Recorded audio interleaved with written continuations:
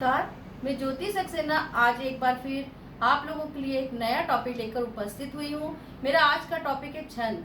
छंद क्या होता है, उसके कितने अंग होते हैं, उसके क्या प्रकार होते हैं, आज हम इसका विस्तृत अध्ययन करेंगे। अधिकांशतः विद्यार्थी जो है छंद के नाम से घबरा जाते हैं कि छंद जो है बहुत कठिन होता है, लेकिन ऐसा कुछ नहीं है। ज़्यादा अभ्यास करने से, प्रैक्टिस करने से हम क्या है छंद को अच्छे से समझ सकते हैं। तो आज हम छंद के विषय में विस्तृत रूप से अध्ययन करेंगे कि छंद क्या है। अब हम छंद के बारे में जानेंगे कि छंद क्या होता है।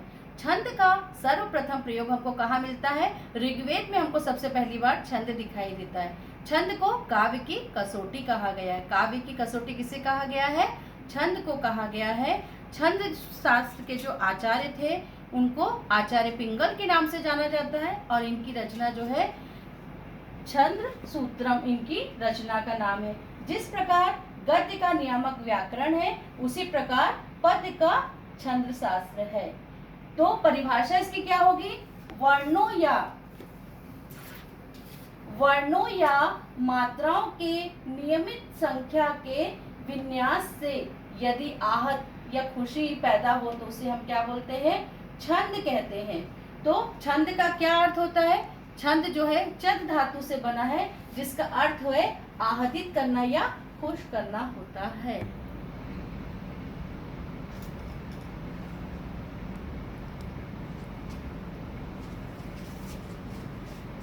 चरण के अंग या तत्व 8 होते हैं। पहला चरण, दूसरा वर्ण, तीसरा मात्रा, चौथा क्रम, पांचवा यति, छठवां गति और सातवां तुक और आठवां क्या होता है? गण होता है।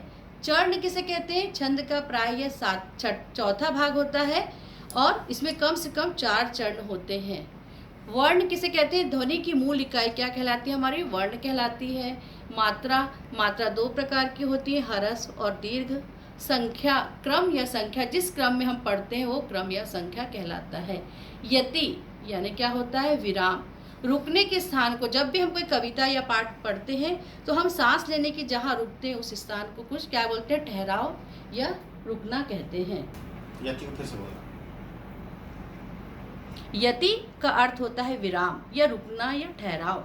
जब भी हम कोई कविता पाठ पढ़ते हैं तो हम सांस लेने के लिए जब कुछ समय के लिए रुकते हैं, उस ठहराव को यति कहा जाता है। गति, छंद या कविता पढ़ने की एक ताल गति होती है, हम उसी रूप में उसको पढ़ते हैं। जैसे तुक, छंद के अंत के शब्दों को स्पष्ट लय के साथ तुक मिलाकर पढ़ना होता है। गण कितने होते हैं? 8 होते हैं। 3 वर्णों का समूह क्या कहलाता है? हमारा गण कहलाता है। जैसे इसमें दीर्घ और लघु मिलाकर गिनती की जाती है। लघु जो है उसको पाई के द्वारा, एक मात्रा के द्वारा गिना जाता है, और जो हमारा एस जो बना है वो वर्तुल कहलाता है। वो 2 मात्रा का संकेत देता है, उसे क्या कहा जाता है? गुरु कहा जाता है। इन 8 तत्वों के योग से, ये जो हमने अभी 8 तत्व पढ़े, चरण, गति, पद, क्रम, यति, गति, तुक, गण, इन 8 तत्वों से मिलकर जो रचना बनती है वो हमारी क्या कहलाती है? छंद कहलाती है।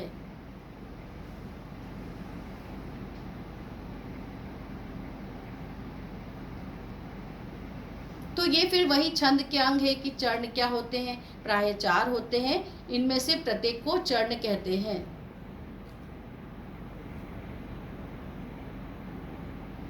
वर्ण, एक स्वर वाली ध्वनि को वर्ण कहते हैं, चाहे वह हरस्व हो या दीर्घ हो। वर्ण 2 प्रकार के होते हैं, हरस्व वर्ण और दीर्घ वर्ण। फिर तीसरा है हमारी मात्रा। किसी वर्ण या ध्वनि के उच्चारण में जो समय लगता है उसे मात्रा कहते हैं। दीर्घ वर्ण के उच्चारण में जो समय लगता है वो मात्रा एस के द्वारा, इसमें अधिक समय लगता है, और हरस्व स्वर के उच्चारण में कम समय लगता है।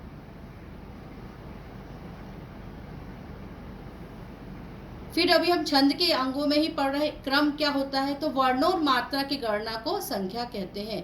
लघु गुरु के स्थान को निर्धारण क्रम कहते हैं। यति या विराम, छंद को नियमित वर्ण या मात्रा पर सांस लेने के लिए रुकना पड़ता है, इस रुकने वाले स्थान को ही यति या विराम कहा जाता है। नंबर 6वां है गति। छंद को पढ़ने के प्रवाह या लय को गति कहते हैं। गति का महत्व वर्णिक छंद की अपेक्षा मात्रिक छंदों में अधिक है। तुक, छंद के अंत के शब्दों को तुक कहा जाता है। तो नेक्स्ट इसका देखेंगे हम आखिरी गण, गण का अर्थ होता है समूह होता है। यह समूह 3 वर्णों का होता है। गण में 3 ही वर्ण होते, न अधिक न कम। यमाता, राजभान